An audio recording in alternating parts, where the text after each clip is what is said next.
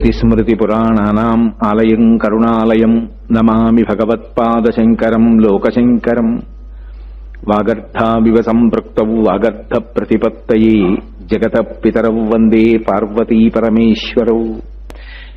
నేను కట్టుకోలేదు ఇల్లు, అయ్యో ఈ కోటేశ్వరరావు ఎప్పుడూ వసతి గృహే వసతి గృహే వసతి గృహే అని సంకల్పం చెప్తున్నాడు రా. వీడికి స్వగృహే అని ఓ సంకల్పం చెప్పుకుని వీడిది నా సొంత ఇల్లు అన్న భావన పొంది వీడు సంతోషిస్తే వీడు నా బిడ్డ కాబట్టి నాకు సంతోషంగా ఉంటుందని ఈశ్వరుడు నా చేత ఒక ఇల్లు కట్టించాడు. ఇప్పుడు ఆ ఇల్లు ఎవరిది? ఆయనది. ఆయన నా చేత కట్టించాడు, నేను ఆయన ఉపకరణాన్ని. ఈ ఇల్లు కట్టించిన వాడు ఎక్కడున్నాడు? అదిగో అక్కడున్నాడు. వాడు ఉండి ఈ ఇల్లు కట్టించాడు. నేనెక్కడి నుంచి వచ్చాను? కాతే కాంతా కస్తే పుత్ర సంసారోజమతీవ విచిత్ర కస్యత్వం కక్కుతయాయాత తత్వం చింతియ తదియభ్రాత అంటారు శంకర భగవత్పాదులు. నేనెవరు? ఎక్కడి నుంచి వచ్చాను? మహా అయితే ఎంతవరకు చెప్పగలను? నేను మా అమ్మ కడుపులోంచి వచ్చాను. మా అమ్మ కడుపులో పిండం ఎప్పుడు ఏర్పడింది? ఏదో ఫలానా సంవత్సరంలో ఏర్పడింది. పరమ భయంకరంగా ఉంటుంది ఆ పిండం ఏర్పడినప్పుడు. చనిపోయిన తర్వాత అస్థిపంజరం ఎలా ఉంటుందో అమ్మ కడుపులో ఏర్పడుతున్న పిండం కూడా అలాగే ఉంటుంది. ఆ పిండంలోకి నేను ప్రవేశించాను. అంటే ఎక్కడి నుంచి వచ్చి అందులోకి వచ్చాను? అందులోకి వచ్చిన వాడిని కటిక చీకట్లో కొట్టుకుని నేను విడిచిపెట్టిన మలమూత్రముల నుండి ఉద్భవించినటువంటి సూక్ష్మమైనటువంటి క్రిములే నన్ను కొరికేస్తుంటే బాధపడుతున్న వాణ్ణి నేను మళ్ళీ బయటికి వచ్చేటట్టుగా ప్రసూతి వాయువు తోసేస్తే బయటికి వచ్చి పడి క్షేమంగా ఉండేటట్టు చూసిన వాడెవరు? వాడు అదిగో ఆ పక్కనే ఉన్నాడు దేవాలయంలో. వాడు మా ముత్తాత గారికి తాతగారిని, తాతగారికి తండ్రి గారిని, తండ్రి గారికి నన్ను, నాకు కొడుకుని, కొడుకు కడుపున ఇంకొక కొడుకుని, ఇలా తామర తంపరగా మా వంశాన్నంతటినీ పెంచి పెద్ద చేస్తున్నాడు. వాడి సేవ చేసొచ్చి ఈ ఇంట సేవ చేస్తాను. వాడు ఉండబట్టి కదూ ఇదంతా నడుస్తోంది. ముందు వాడి సేవ చెయ్యొద్దు. ఇది మన గుడి. మన గుడి అన్న మాటకు అర్థం ఏమిటంటే ఇవాళ నేను కాదు, నేను ఉన్నాను అంటే నాకన్నా ముందు నా తల్లిదండ్రులు ఉన్నారు. నా తల్లిదండ్రులు ఉన్నారు అంటే నా తాతగారు ఉన్నారు. తాతగారికి ముందు ముత్తాతగారు ఉన్నారు. వీళ్ళందరినీ ఇలా పరంపరాగతంగా తీసుకొచ్చినటువంటి మహానుభావుడు ఒకడున్నాడు. వాడు మా గుడిలో ఉన్నాడు. అది మన గుడి. ముందు నా ఇంటికి కాదు నేను చెయ్యడం, మన గుడికి చేసుకుంటాను. అందుకని గుడికి సేవ చేస్తారు. గుడికి సేవ చేయడం అంటే నీ ఇంటికి ఏం చేస్తావో గుడికి అదే చెయ్యాలి.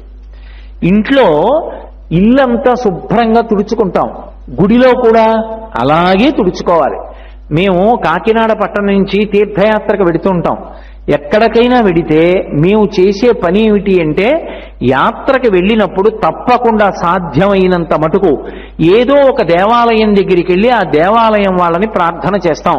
అయ్యా కాసేపు మేము రేపటి రోజున వచ్చి 1-2 గంటలు ఇక్కడ ఆలయానికి సేవ చేసుకోవచ్చా అని అడుగుతాం. చేసుకోండి అంటారు. ఒకప్పుడు కాశీపట్టణానికి వెళ్ళినప్పుడు కంచికామకోటి వారి దేవాలయాన్ని ప్రార్థన చేశాం, చెయ్యండి అన్నారు. అందరం ఉదయం 7 అయ్యేటప్పటికి దేవాలయానికి వెడతాం. వాళ్ళెవ్వరినీ ఏం అడగం. మేము పట్టుకెళ్ళినటువంటి బట్టల్లోనే ఓ కట్టుకుని విప్పేసినటువంటి పంచె ఒకటి తడిపి ఓ 10 ముక్కలు చేసుకుంటాం. అలా అందరం తలో పాతగుడ్డ, ఓ చీపురు కట్ట, ఓ బూజులు కర్ర, అందరం తలో 10 రూపాయలు వేసుకుంటే వస్తాయి. ఇప్పుడు ఇవన్నీ పట్టుకుని గుడికి ఎడతాం. ఏదో 8 గంటలకి దేవాలయంలో మన గుడి ప్రారంభం అవుతుంది. అంటే 8 గంటలకు ఒకసారి దేవాలయం అంతా గంటలు మోగుతాయి. 8:05 దేవాలయాల తలుపులు మూసేస్తారు. ఎందుకని అంటే మనం దులిపిన దుమ్ము వెళ్ళి స్వామి మీద పడకూడదు. వాడు ఉన్నాడన్న భావన కదూ చెయ్యాలి. అంతేకాని అది విగ్రహం అనుకుంటే ఇంకా దేవాలయం ఎక్కడవుతుంది? 8:05 తలుపులు మూస్తారు. ఇప్పుడు చీపురు కట్టలు పట్టుకుని తుడవగలిగిన వాడు తుడుస్తాడు. బూజులు కర్రలు పట్టుకుని గోడలు దులుపుతారు. పీతాంబరం పట్టుకుని వాహనాలన్నింటినీ కూడా తలతలా మెరిసేటట్టుగా తోమేస్తారు. అలాగే గోమయాన్ని తీసుకొచ్చి నీళ్లల్లో కలిపి కడగడం అయిపోయిన తర్వాత చిలికి ముగ్గులు పెట్టేస్తారు. చక్కగా దేవాలయానికి సంబంధించినటువంటి పాత్ర సామాను ఉంటుంది. ఏదో నైవేద్యం పెట్టే పళ్ళేలు, ఆ దీపపు సమ్మెలు, ఇలాంటివన్నీ తీసుకొచ్చి అక్కడ పడేస్తే ఓ కేజీ చింతపండు, 1/2 కిలో ఉప్పు కొనుక్కుంటే చాలు. అది దగ్గర పెట్టుకుని పాత్ర సామాన్ అంతా తోమేసి బోర్లించేస్తారు. బంగారంలా అయిపోతాయి. ఇప్పుడు ఈ సామాన్ అంతటినీ కూడా తర్వాత దేవాలయం వాడుకుంటుంది. మన గుడి కోసం ఏం చెయ్యాలని ఉండదు. మన ఇంటికైతే ఏం చేస్తున్నావు? అసలు మన అన్న భావన ఉంటే శుభ్రంగా ఉంచుకోవాలి అన్న తాపత్రయం ఉంది. మన అన్న భావన గుడి పట్ల కూడా అన్వయం అయితే నేను చెయ్యాలి అన్న తాపత్రయం ఉంది. ఈశ్వరుడు ఈ శరీరాన్ని ఇచ్చాడు. ఈ శరీరంతో నువ్వు కొంత పుణ్యాన్ని సంపాదించుకోవాలి. ఈ శరీరంతో చెయ్యగలిగినటువంటి సేవ దేవాలయాన్నంతటినీ కూడా శుద్ధి చెయ్యాలి. చక్కగా దేవాలయాన్ని కడగడం, దేవాలయాన్ని తుడవడం, దేవాలయానికి ఇంకా వీలైతే నీకు వస్తే రంగులు వేయడం, ఏదో ఆ సామానంతా కూడా తోమడం, వాహనాలు తోమడం, ఇటువంటివన్నీ చేసి ఏదో ఒక నియతి కాలం, ఏదో 12 గంటలు అయ్యేటప్పటికీ పూర్తి చేసేస్తారు. నీకు ఇంకా ఖాళీ ఉంది, ఇంకా ఆర్తి ఉంది, ఒక అరగంట సేపు కూర్చుని దానికి మళ్ళీ ఎవరో తిరుమల తిరుపతి దేవస్థానం వారు రామకోటి పుస్తకాలు పంపిస్తేనే నేను రాస్తాననక్కర్లేదు. మన ఇంటి నుంచి ఒక కాగితం, ఒక కలం పట్టుకెళ్లి రామనామం రాయొచ్చు. ఒకప్పుడు గుంటూరు పట్టణంలో నేను సంపూర్ణ రామాయణ ప్రవచనాలు చేసే రోజుల్లో శ్రీరామనామం పిల్లలు రాస్తే బాగుంటుంది. పెద్దలు ఎప్పుడూ రాస్తూ ఉంటారు, కానీ రామనామం పిల్లలకి రావాలి. రాముడి నుండి ధర్మము ప్రసరించాలని పిల్లలందరూ కూడా రేపు ఒక గంట సేపు రామనామం రాస్తారు. ఉదయం 8 గంటలకి దేవాలయంలో గంటలు మోగుతాయి. గంటలు మోగిన తరువాత కూర్చుని రామనామం మొదలు పెడతారు. 9 గంటలకి రామనామం రాయడం పూర్తయిపోతుంది. మళ్ళీ నీరాజనం ఇస్తారు. అప్పుడు ఆ వ్రాసిన కాగితాలు తీసుకొచ్చి డబ్బాలో పడేసి వెళ్ళిపోవాలి అని చెప్పాను. నేను ఆశ్చర్యపోయింది ఎక్కడ అంటే 8 గంటల నుంచి 9 గంటల లోపల మహా వస్తే 500 మంది పిల్లలు వస్తారు రామనామం రాయడానికి అని. కానీ కొన్ని వేల మంది పిల్లలు వచ్చి దేవాలయానికి ముందు కొన్ని మైళ్ళ దూరం బారులు తీరారు. బారులు తీరితే ఎలా ఒక బ్యాచ్లో రామనామం రాయించడం? 3 బ్యాచ్లో ఎంతో ఆలయంలో చోటున్న చోటల్లా కూర్చోండి మీ ఇష్టం అన్నాం. అందరూ కూర్చున్నారు. ఎంత క్రమశిక్షణ అంటే 8 గంటలకి గంటలు మోగాయి. చిన్న చిన్న పిల్లలు కూడా ఎంత వ్రాయగలిగితే అంత రామనామం రాశారు. అంత రామనామం రాసి అంత రామనామం తీసుకొచ్చి ఓ డబ్బాలో వేశారు. కొన్ని కోట్ల రామనామం అయిపోయింది. ఎంతసేపట్లో? 2 గంటల్లో కొన్ని కోట్ల రామనామం అయింది. ఇప్పుడు ఆ రామనామాన్ని అంతటినీ ఏం చేయాలి? గుంటూరు శారదా పరమేశ్వరి దేవాలయ ప్రాంగణంలోనే పెద్ద స్తూపం కట్టి ఈ రామనామం అంతా అందులో వేశారు. రామనామం శక్తి ఉత్తినే పోతుందా? ఇంతమంది వ్రాసిన రామనామం, ఆ రామనామ స్తూపం కొన్ని 100 సంవత్సరాల శక్తితో కాపాడుతుంది. ఎంత వృద్ధిలోకి వచ్చింది! అది పెట్టిన కొద్ది కాలానికే శృంగగిరి నుంచి భారతీ తీర్థ మహాస్వామి ఆ ఆలయానికి వచ్చి దగ్గర 15 రోజులు విడిది చేశారు. రామనామం రామనామమే. నీకు ఖాళీ ఉంది, ఆ రోజున ఒక అరగంట సేపు అందరూ కూర్చుని రామనామం రాయండి. మన గుడి ఒక రోజు చేసే కార్యక్రమం కాదు. ఒక చెట్టు ఏర్పడడానికి ఒక విత్తనాన్ని ఎలా పెడతామో అలాగే మన గుడి అన్న కార్యక్రమాన్ని తిరుమల తిరుపతి దేవస్థానం పరిచయం చేయడం అనేటటువంటిది ఎందుకు పనికొస్తుంది అంటే తర్వాత అది అలా కొనసాగడం కోసం ప్రయత్నించాలి. ఇప్పుడు ఒకసారి అది మన గుడి, ఇక ఆ దేవాలయాన్ని ఏ కారణం చేత ఎవరూ కూడా మీరిక్కడ కొంచెం తుడుస్తారా, ఆలయం శుభ్రంగా లేకుండా మీరు జాగ్రత్త పడతారా అని అడగవలసిన అవసరం ఉండదు. నేను ఈ మాట చెప్తున్నాను అని మీరు మరొకలా భావన చెయ్యవద్దు. నేను అతిశయంతో కానీ గర్వంతో కానీ లేదా ఇది మేము సాధించిన విజయం అని కానీ ఏదో గొప్పతనం కోసం చెప్తున్నానని మీరు అనుకోవద్దు. మీకు సంతోషం కలగడానికి నేను ఒక్క విషయం ప్రతిపాదన చేస్తున్నాను. మా కాకినాడ పట్టణంలో అయ్యప్ప స్వామి దేవాలయం ఉంది.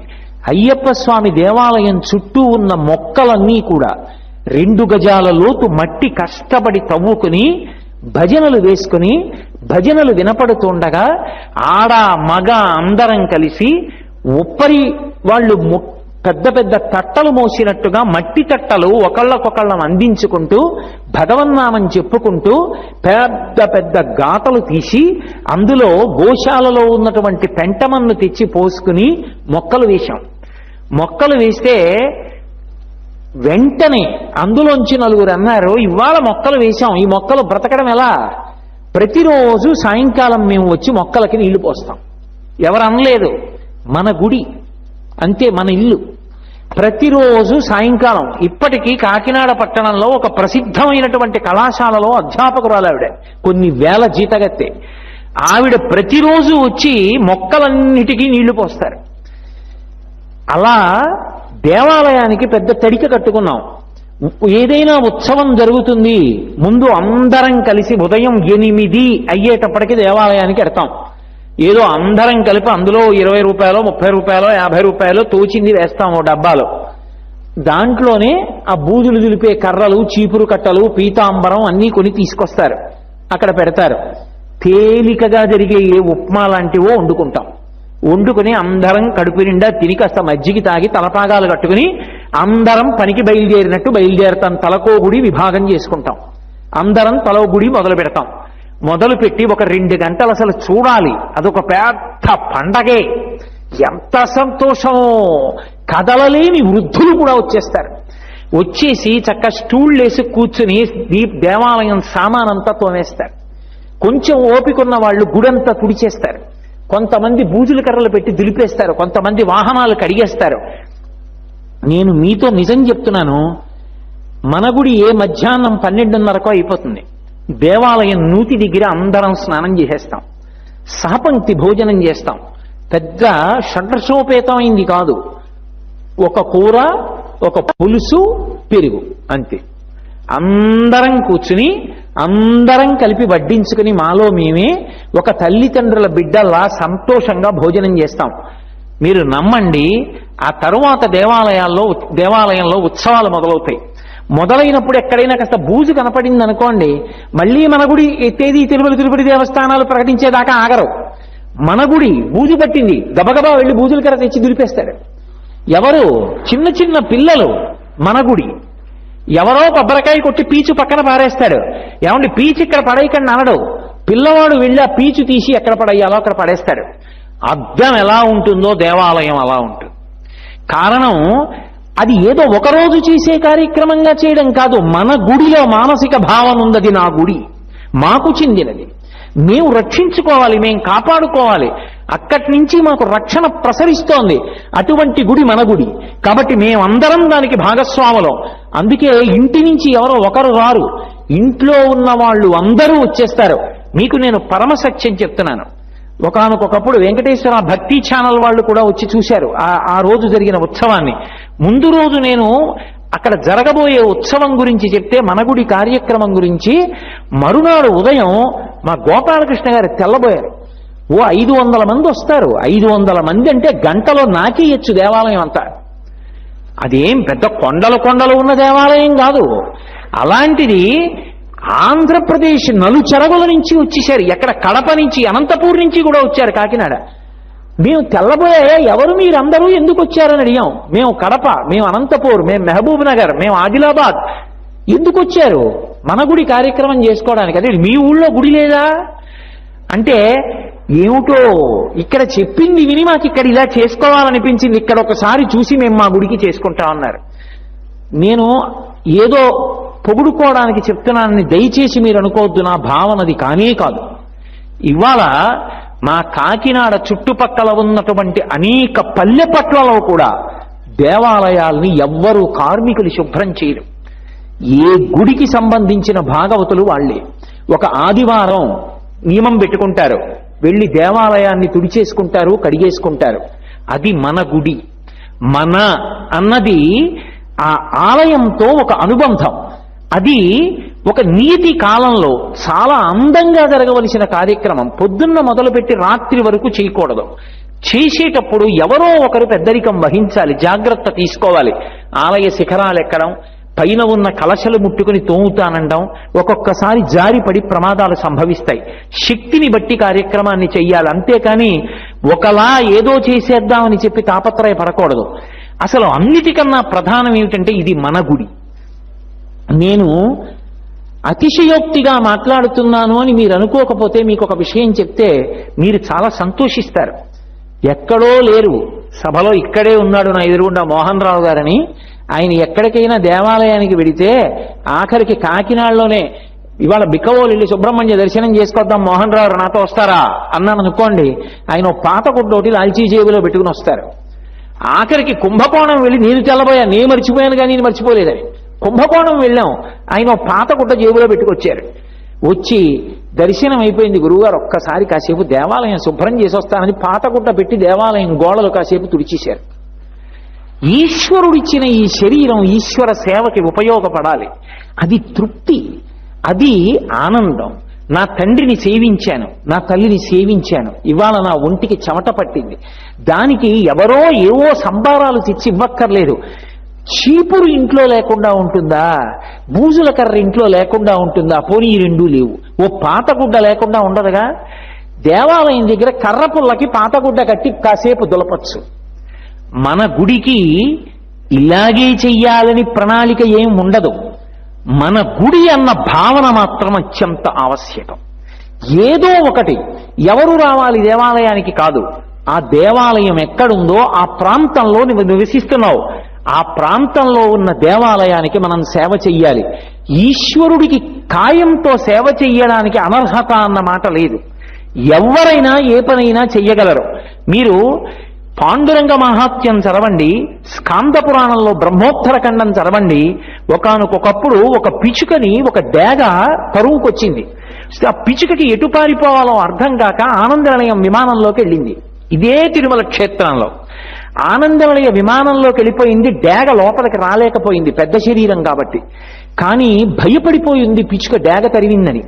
అది పెద్ద అరుపులు అరుస్తూ అదే పనిగా కాసేపు ఎగిరింది ఆ విమానానికి ఇవ్వాల ఆ దేవాలయంలో. అప్పుడు ఇంత పెద్ద వ్యవస్థ కాదు కదూ. ఎగిరినప్పుడు ఆ పిచుక యొక్క రెక్కల అల్లార్పుకి అక్కడ ఉన్న ధూళికణాలు కొన్ని తొడమబడ్డాయి.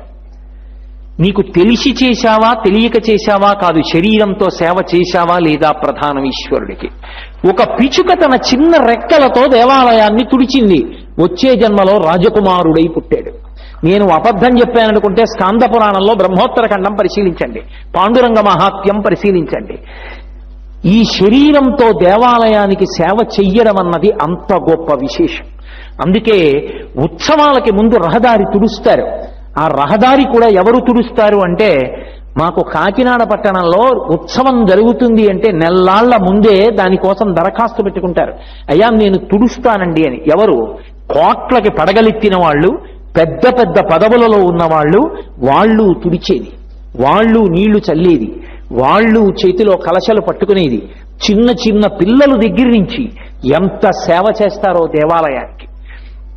అది మన గుడి. ఈ గుడిని మేము కాపాడుకోవాలి. ఎంత పొంగిపోతారంటే ఇంటింటికి వెళ్ళి శుభవార్తలా చెప్తారు. మేము వేసుకున్న అరటి చెట్లు అవి పెరిగి పెద్దవయ్యాయి. వచ్చే శారదా నవరాత్రులకి దేవాలయం ద్వారానికి రెండు పక్కల అరటి చెట్లు పైకొచ్చి చక్రకేళి గెలలు ఇలా దిగితే మనం ఆ చెట్ల మధ్యలోంచి గుళ్ళోకి వెళ్ళాలని కోరుకున్నాం. నిజంగా శారదా నవరాత్రులకి రెండు చక్రకేళి గెలలు దిగాయి. ఆ పళ్ళు కోసి అమ్మవారి నైవేద్యానికి తీసుకెడుతున్నప్పుడు అందరం ఒకళ్ళ దగ్గరికి ఒకళ్ళం వచ్చి మనం వేసుకున్న అరటి చెట్టు గెలేసింది. మన గుళ్ళో మన అరటి చెట్టు గెలేసింది. ఒకళ్ళకొకళ్ళు చెప్పుకుంటే ఎన్ని పనుల్లో ఉన్నా సరే గుడికి వెళ్ళి అబ్బా మనం వేసుకున్న అరటి చెట్టు గెలేసింది, మనం వేసిన మందార చెట్టు పువ్వు పూసింది, మనం వేసిన చెట్లు దండకి సరిపోతున్నాయి, మనం వేసిన తులసి బృందావనం ఇవాళ స్వామివారి సహస్రనామాలకి సరిపోతున్నాయి. ఒక్కడు చెట్టు మీద చెయ్యడు, పువ్వు కొయ్యడు. ఇచ్చట పువ్వులు కొయ్యరాదు అని బోర్డులు ఉండవు. అది మన గుడి కాబట్టి ఎవరు ముట్టుకోరు. మా ఇంట్లో బీరువాలో పెట్టిన వస్తువులు దొంగతనము చెయ్యరాదు, ఈ గోడ వద్ద మూత్ర విసర్జన చెయ్యరాదు అని బోర్డు పెట్టానా? బోర్డు పెట్టను. ఎవరూ ఇంట్లో ఎత్తుకెళ్ళాడు. ఎవడింట్లో ఎవడెత్తుకెళ్తాడు? నా జేబులోది కొట్టేసి ఈ జేబులో పెట్టుకుంటానా?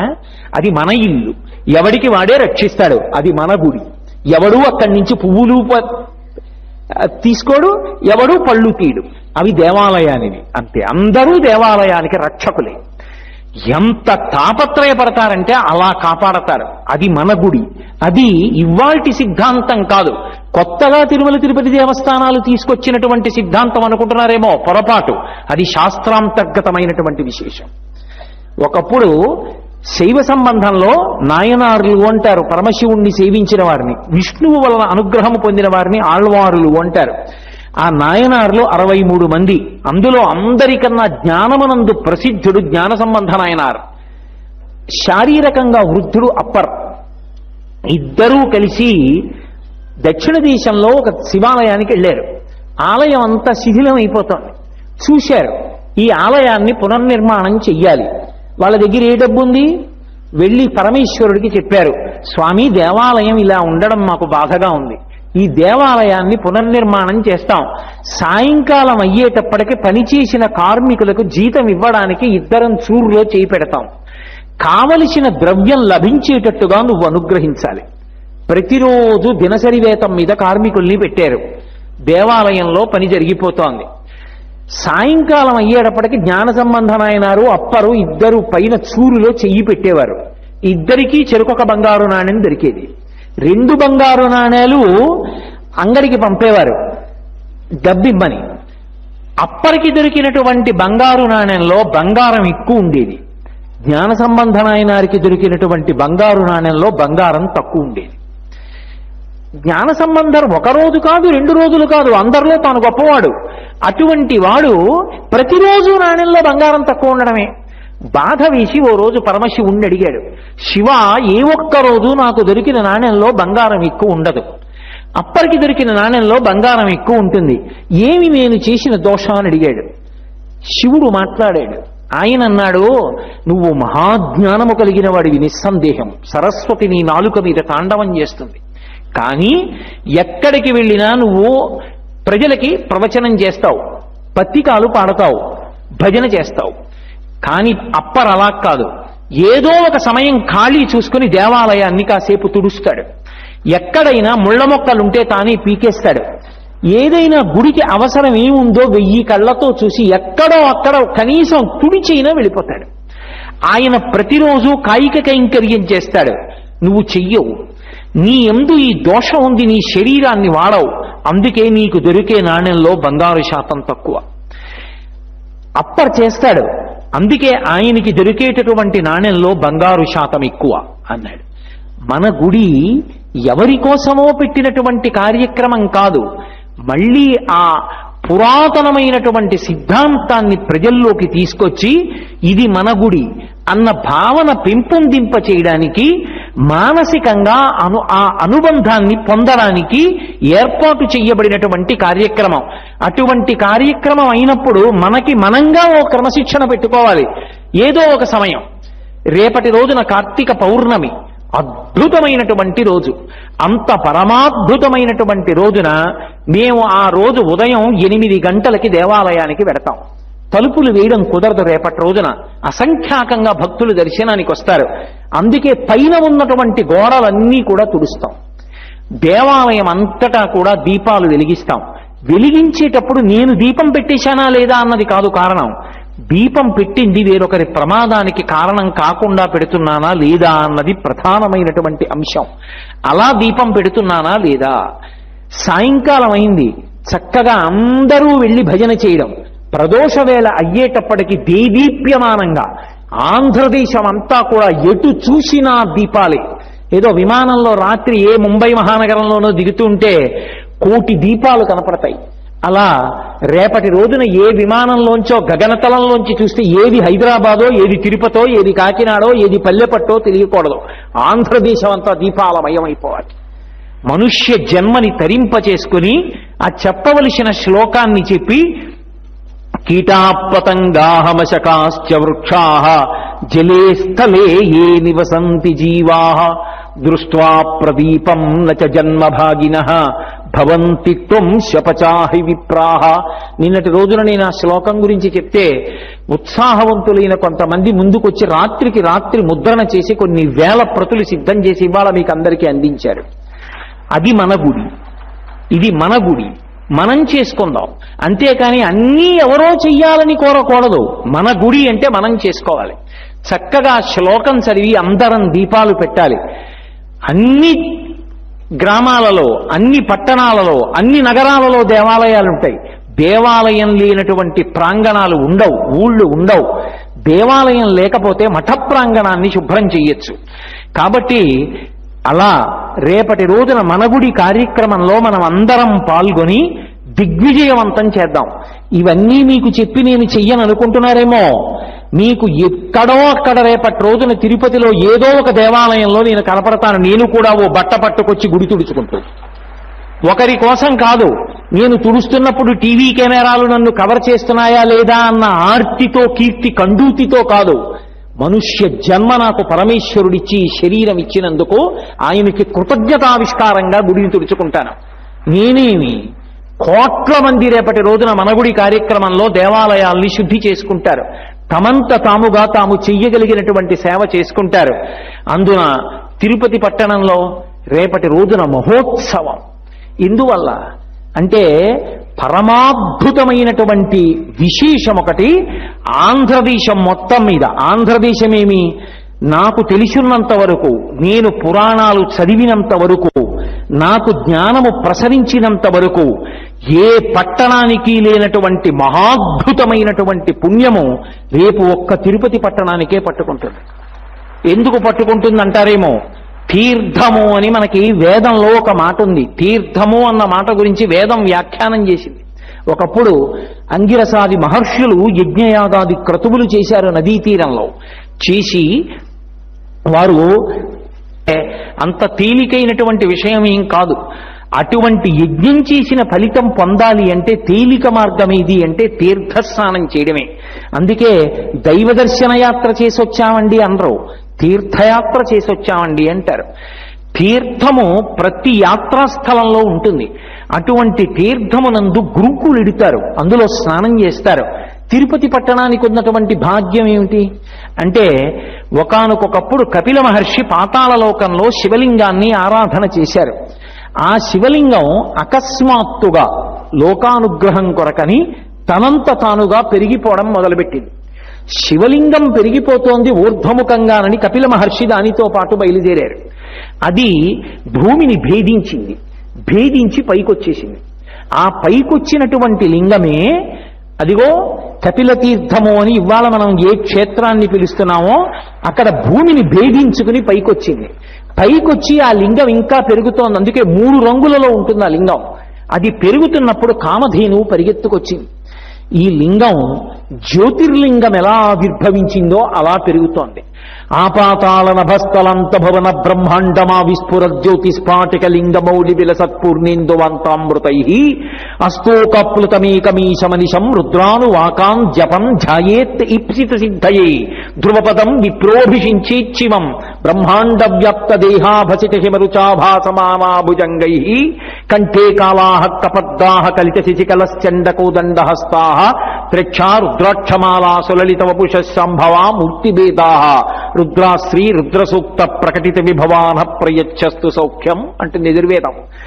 అలా ఆ పాతాళ నభస్థలంత భువన బ్రహ్మాండమా విస్ఫురత్, పాతాళం కన్నా కింద నుంచి ఈ బ్రహ్మాండములు ఎంతవరకు ఉన్నాయో అంతకన్నా పై వరకు పెరిగిపోయినటువంటి శివలింగంలా ఆ పాతాళలోకం నుంచి బయలుదేరినటువంటి కపిల మహర్షి చేత ఆరాధింపబడినటువంటి శివలింగం భూమి యొక్క వివరాన్ని భేదించుకుని పైకి పెరిగి వెళ్ళిపోతుంటే కామధేనువు పరిగెత్తుకొచ్చింది.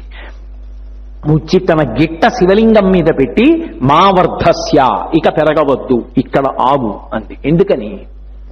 అది మనం చేసుకున్న భాగ్యం. ఇప్పుడు అక్కడ అభిషేకం చేయడానికి సాధ్యమైంది, తలం ఉంది కాబట్టి. ఆ తలం అక్కడతో ఆగింది కాబట్టి. అందుకే కపిలేశ్వర లింగం మీద ఇప్పటికీ కామధేనువు యొక్క గిట్ట కనపడుతుంది.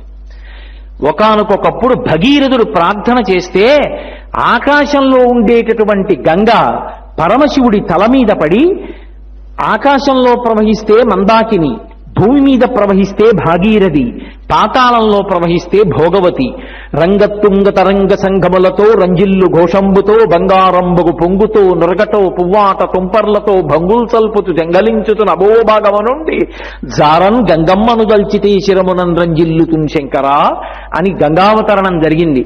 ఆ గంగ పాతాళలోకంలో ప్రవహిస్తే భోగవతి. ఎప్పుడైతే పరమశివుడు కపిలలింగం రూపంలో భూమిని భేదించుకుని పైకొచ్చేస్తున్నాడో పాతాళంలో ఉన్నటువంటి గంగ కూడా ప్రవాహం పైకొచ్చింది ఆయనతో పాటే. ఆ భోగవతియే కపిల తీర్థము అన్న పేరుతో అక్కడ ఏర్పడింది. రేపటి రోజున కార్తీక పౌర్ణమి నాడు ఒక పరమాద్భుతం జరుగుతుంది. మనుష్య జన్మ ఎత్తినటువంటి వాడు తప్పకుండా కోరుకుంటాడు తీర్థస్నానం చెయ్యాలి, ఒక్కసారైనా జీవితంలో తీర్థస్నానం చెయ్యాలి అని కోరుకుంటారు. ఆ తీర్థస్నానం కోసమే నది అంతటా అన్ని చోట్ల ఘాట్లున్నా తీర్థం ఎక్కడుందో అక్కడికి ఎడతారు. గంగానది ఎక్కడైనా గంగే, కానీ మణికర్ణికా ఘాట్లో ఎందుకు స్నానం చేస్తాం? మణికర్ణిక తీర్థం గంగానదిలో. తీర్థమునందు స్నానం చేస్తాం. ఒక్క తీర్థంలో స్నానం చేస్తేనే అంత ఫలితం. అటువంటిది కార్తీక పౌర్ణమి నాడు ఒక విశేషం జరుగుతుంది అని చెప్పింది. నేను కాదు, సాక్షాత్తు పరమశివుడు చెప్పాడు. త్రైలోక్యే సర్వతీర్థాని కార్తికే మాసపర్వణి మధ్యాహ్నే కాపిలే తీర్థే సాన్నిధ్యం యాంతి పార్వతి తిష్టంతి ప్రాణిరక్షార్థం మధ్యాహ్నే దశనాడికాహ. ఓ పార్వతి, ఈ భూమండలం మీద ఒకే ఒక చోట ఒక అత్యద్భుతం జరుగుతుంది.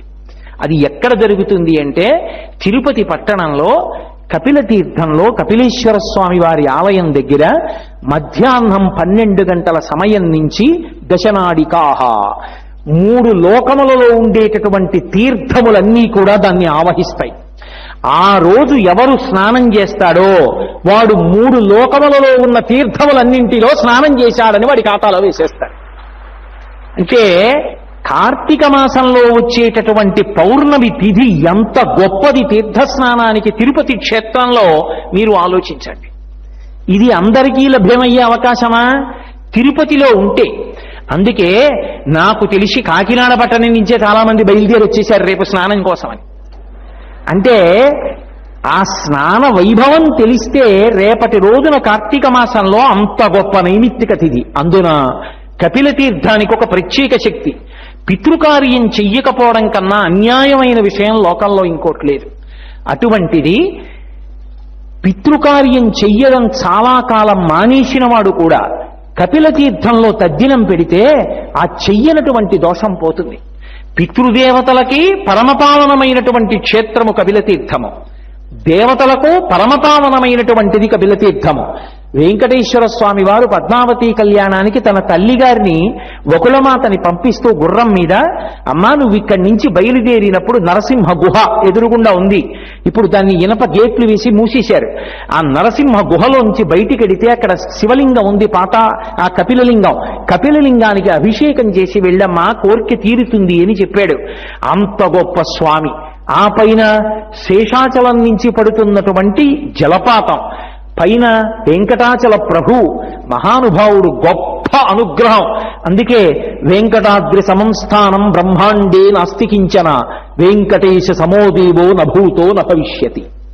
వెంకటేశ్వరుడితో సమానమైనటువంటి దైవము ఇత పూర్వము కాని ఇక పైన కాని ఉండరు, లేరు. ఎందుచేత అంటే ఈశ్వరుడు ఎన్నో అవతారాలు స్వీకరించాడు. వేదోద్ధారణ వందరాభరణ వృద్ధి ధర్మ నిర్మాణ ప్రహ్లాదత్రాణ బలి ప్రతారణ నృపాహంకార నిర్వాపన వైదేహీ రమణ ధనంజయ జయ వ్యాపార పారీణ క్షోణీ దివ్యత్ కరుణా తమోహరణ తండ్రి వెంకటేశ ప్రభో అని ఇన్ని అవతారాలు స్వీకరించిన ప్రతి అవతారంలో ఏదో మత్స్యకూర్మాది అవతారములు పక్కన పెడితే రాక్షస సంహారాన్ని ధాటిగా చేశాడు ధర్మాన్ని నిలబెట్టడం కోసం. గోపరాజు గారు అంటాడు, బండన భీముడత్త జన బంధవుడుజ్వల బాణతోనకో దండకళ ప్రచండ భుజ తాండవ కీర్తికి రామమూర్తికిన్ రెండవ సాటి దైవమిక లేడనుచున్ గడకట్టి భేరికాటంట డంట దండ నిలదంబుల జండము నిండమత్త వేదండము నెక్కి చాటదనం దశరథి కరుణాపయోనిధి అంటాడు. యుద్ధం వచ్చిందా, రామచంద్రమూర్తి యొక్క 2 భుజములు తాండవం చేస్తాయి. ఎప్పుడు ధనస్సు పట్టుకుంటాడో, ఎప్పుడు బాణం అక్షయ బాణ తూణీరంలోంచి తీస్తాడో, ఎప్పుడు వింటినారికి తొడుగుతాడో, ఎప్పుడు ఆకర్ణాంతం సారిస్తాడో, ఎప్పుడు విడిచిపెడతాడో తెలియదు. 14,000 మంది రాక్షసుల్ని 1 గంట 48 నిమిషాల్లో చంపాడు. అంతటి విలుకాడు. అసలు శూర్పణఖ ఆయన భుజ తాండవం చూసి మోహించింది. ఇదేవి బాణాలు విడిచిపెట్టడం రా, ఎదురుగుండా వాడు పడిపోవడం కనపడుతుంది, బాణం తీయడం సంధించడం విడిచిపెట్టడం కనపడదు. ఆ భుజములు తాండవం చేస్తాయి.